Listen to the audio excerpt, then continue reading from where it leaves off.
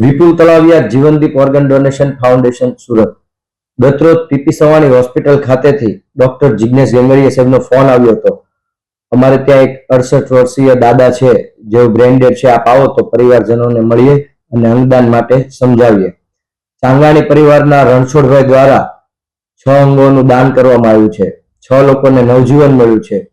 1 હાથ, 2 kidney, 1 liver, બંને ચક્ષુઓનું દાન થયું છે. આ પરિવારમાંથી અગાઉ એમના રિલેટિવ હળદુ પરિવારની એક દીકરીને કિડની મળેલી છે, તેમજ એમના એક રિલેટિવ તળાવિયા પરિવાર છે, તેમને પણ 6 મહિના અગાઉ લીવર ટ્રાન્સપ્લાન્ટ થયેલું છે IKDRC હોસ્પિટલ અમદાવાદ ખાતે.